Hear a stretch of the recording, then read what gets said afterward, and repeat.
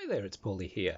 Yes, just sharing some strange memories of, once again, pitching things in Hollywood. Hooray for Hollywood. Yes, I've been over there a lot because, I work in film. Whee. But some interesting kind of culture clash. So, reeling back, I'm a West Australian. West Australia is the basically the really arid, deserty bit that you often think of when you think of Australia. No, most of Australia is really kind of scrubby, foresty, whatever. Nah, this is the sandy bit. And it gets worse north of me. So my dad did an awful lot of jobs for First Nation communities up in the really arid north. So we would go with him. We would just stay up there as he did the job. So, I sort of got to hang out with a lot of First Nations communities up in really dry, arid areas. You'd usually have a First Nations auntie who would kind of adopt you, and she would take you around and basically show you what stuff you can eat and what you can't, and kind of look after you while Dad is measuring things and pouring concrete. Because he was usually making community centres for them and all this sort of thing. But anyway, there's kind of a ingrained cultural thing. No one goes thirsty. It's an arid area. If you've got water or drink, you carry way more than you need, and you kind of give it out because people are going to look exhausted and hot. So here you go. No one goes thirsty on our watch. So yes, we go to Hollywood. Now, first off, I'm with these producer guys, and they hadn't been. So they got us a hotel, and they didn't realize there was a difference between Hollywood and West Hollywood. Now, West Hollywood certainly has Hollywood in the name, but it isn't quite Hollywood with the capital H. It's a weird little district, and part of it is kind of, what would you call it, sort of somewhat run down, kind of low rent district a bit. But also there's this amazing gay district there as well. And it also seems to be a place where absolute lunatics collect. Every wall, every lamppost and everything usually has posters on it, because there's the 1,001 film students trying to find lighting people, hey, opportunity to be in a film. Just bring your own camera, your own lighting, and act, and if you could help finance it, that would be great. But there was a church opposite where we were staying, and it was it the First Church of Jesus Christ Extraterrestrial. I went thundering in there to get their pamphlets and things, because it's like, only in America. But yeah, I just found that hilarious. And yes, these wonderful sort of gay spas over the road and so on, and it was kind of an interesting clash.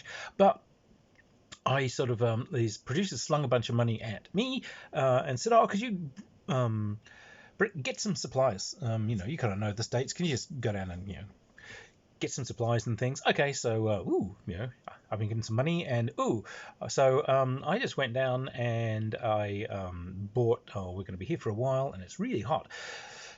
So I just bought a whole bunch of like cans of Coke and all this sort of stuff, and I filled a shopping trolley with these things, and fuck it, I just dragged it back down these sort of side streets and everything. And it was really hot, so I just stopped under a tree outside of like a service station, and these African American guys turned up, and they were absolutely destroyed. They were just so hot, and they just kind of literally collapsed sort of under the next tree along on the same curb, and they were so hot they were just literally vibrating. They obviously walked a long way in like 110 degrees.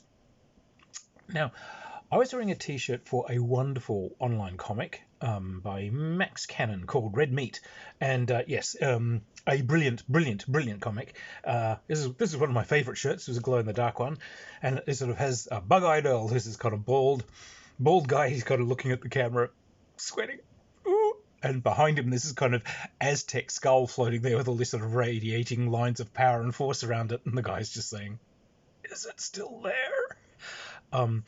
With red meat across the top. So okay, so these guys are just absolutely ruined. So I had a couple of these cases were actually from the fridge, so they were cold. So I hoisted one out and kind of just pushed it over towards them. Says, "Guys, help yourselves!" And they just stared at me. What? I said, help yourselves, have a drink. No one goes thirsty on my watch. And I was, what?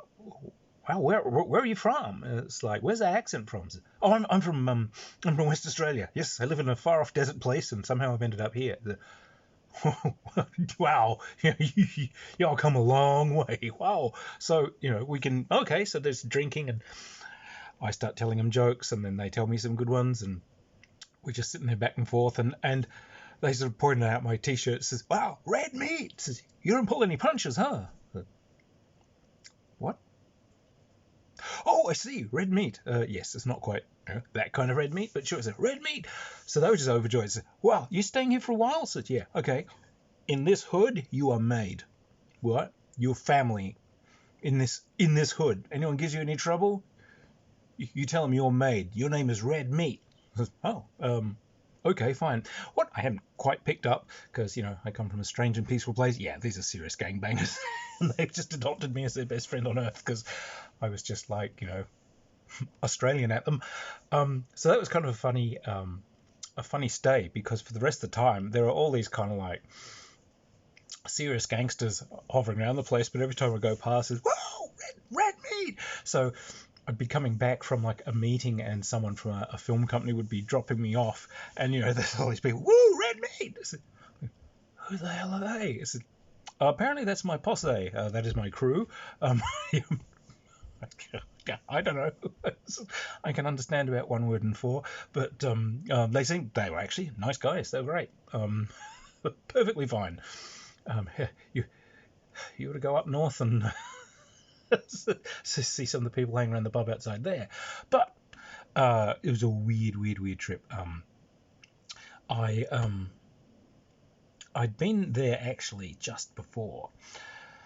A friend was doing a animated series, and he wasn't very confident in himself and his ability to pitch, to talk. And so he asked me if I would come over, and literally brought me over to pitch his show for him. Asked me if I'd be interested in writing it and this sort of stuff. So yeah, okay, I'll come on. But yeah, particularly, could you do the presentations for me? Fantastic. Yeah, I'll come over and do them. Absolutely. I'm the charisma person. I'll do that.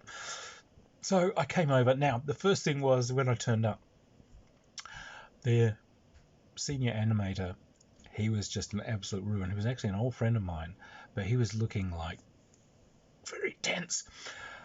So the studio was in New Jersey. Yes, I found out that accent from the nanny named Fran. It's true. Oh, Mr. Sheffield.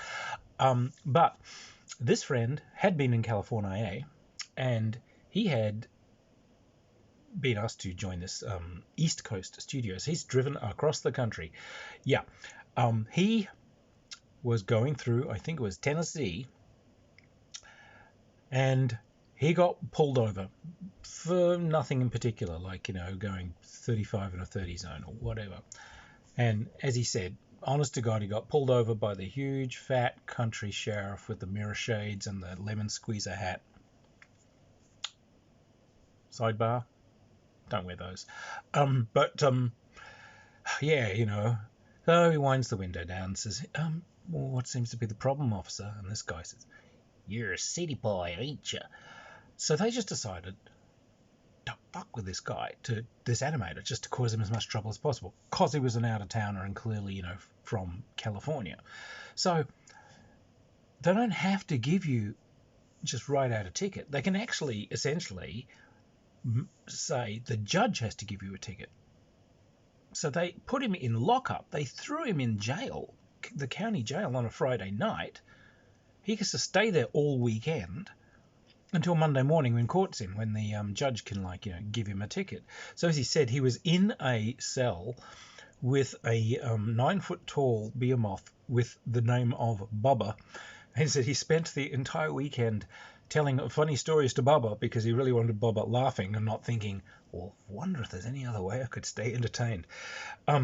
So he was supposed to, turn up in the studio, and he was days late because he was, held up by these bastards. But he phoned ahead to say what had happened, and of course the warm and caring fellow animators, as he walks in, these guys have found all of these all these posters from Disney's Song of the South, and they've just plastered the entire studio with them. And he walks in and it's like, so how are you going? It's like, I hate you all.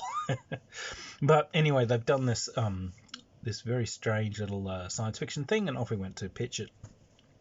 We went to Columbia TriStar as one of them, and Columbia TriStar, they were nice people. They were pretty welcoming and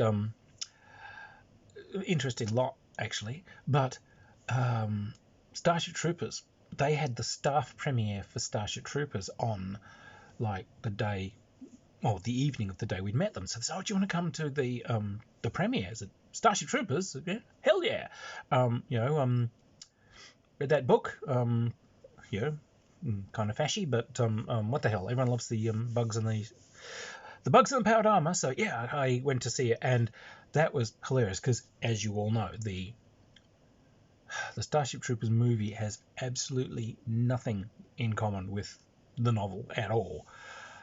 And the two execs who'd actually invite us along with us, and I've never seen human beings that embarrassed in my life. They were like, because they had no idea what this film was about, and as you might know, there's just like fake blood splashing everywhere, and body parts flying through the air, and people having their brains sucked out through straws, and it's a complete mess, and it's all this kind of Nazi-esque fascist stuff. There's people like, no, they're turning around holding me all the time. No, sorry, we didn't know it would be like this. We're so sorry. I was actually cackling with laughter because I actually love the Starship Troopers movie because it is so massively over the top.